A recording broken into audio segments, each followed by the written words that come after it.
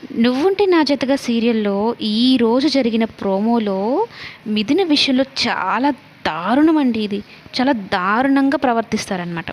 దేవ వాళ్ళ నానమ్మ ఇంట్లోంచి ఇక ఊరు వెళ్ళడంతో దేవ ఒక్క క్షణం కూడా నువ్వు ఉండకూడదు అని చెప్పని మిథునని బయటకు లాక్కొని వెళ్ళిపోతూ ఉంటాడు. వెళ్ళిపో అని. అయితే దేవ వదులు వదులు అని మిథున అలాగే శారదమ్మ కూడా ఏం చేస్తున్నావు వదులు అమ్మాయి చెయ్యి అని అంటాడు.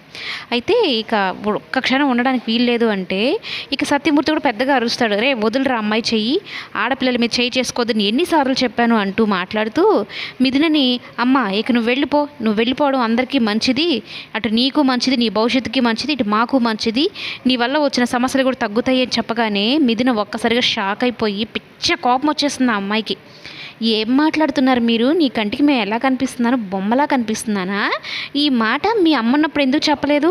మీరు ఒక స్కూల్ మాస్టర్ కదా, విలువలు పద్ధతులు అవి ఇవి మాట్లాడతారు కదా, మరి మీరు ఒక స్కూల్ టీచర్ అయ్యుండి మీ అమ్మ వచ్చినప్పుడు ఒకలాగా ఇప్పుడు ఒకలాగా అంటే నాటకాలు పడుతున్నప్పుడు అందరూ మౌనంగా ఉన్నారు. ఇప్పుడు మీ అమ్మ ఎప్పుడు వెళ్ళిందో వెళ్ళిపోమ్మ, నీ భవిష్యత్తు చూసుకో, మమ్మల్ని ప్రశాంతంగా ఉంచు అని మాట్లాడుతున్నారు. ఆ రోజు ఎందుకు మాట్లాడలేదండి మీరు అని తిరుక్కుంటుందనమాట. ఆ ఒక్క మాటతో ఈ సత్యమూర్తికి ఏం మాట్లాడాలో అర్థం కాదు. తిరుక్కునేసరికి ఎన్ని రోజులని పడతారండి? ఇష్టం వచ్చినప్పుడల్లా వెళ్ళిపో, మధ్యలో ఎవరైనా వచ్చారంటే వాళ్ళ కోసం వాళ్ళ ప్రాణాలు పోతాయని ఉండమనేది, ఆ తర్వాత వెళ్ళిపోమనేది, వాళ్ళకి అవసరమైనప్పుడు ఉండమంటారు, లేదంటే వెళ్ళిపోమంటారు. ఈలోపు ఒక కోడలుగా చూస్తారు, శోభనాలు అంటారు, దాంపత్య వ్రతాలు అంటారు. అమ్మాయిని అమ్మాయిలాగా చూస్తున్నారు, ఇంకేమన్నాలాగా చూస్తున్నారా?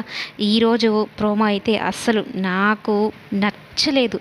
దేవ మారుతాడులే, తన మనసులో ప్రేమ ఉన్నా కూడా బయటపడటం లేదు, తను మార్చుకుంటుందిలే, కథ బాగుంటుంది అనుకుంటే ఇలాంటి దారుణమా జరిగేది? మిథున క్యారెక్టర్ మాత్రం అందరికీ కనెక్ట్ అయిపోయిందనమాట. ఇప్పుడు దేవ అంటే అంతకుముందు ఒక అభిప్రాయం ఉండేది, కానీ ఇప్పుడు దేవ క్యారెక్టర్ అంటేనే వరస్ట్గా అనిపిస్తూ ఉంటుంది. ఎందుకంటే మిథున క్యారెక్టర్ని వ్యక్తిత్వాన్ని దారుణంగా హత్య చేసినట్టు మాట్లాడతాడు. అందుకే ఈ దేవ అనే అబ్బాయి క్యారెక్టర్ నచ్చడం లేదు.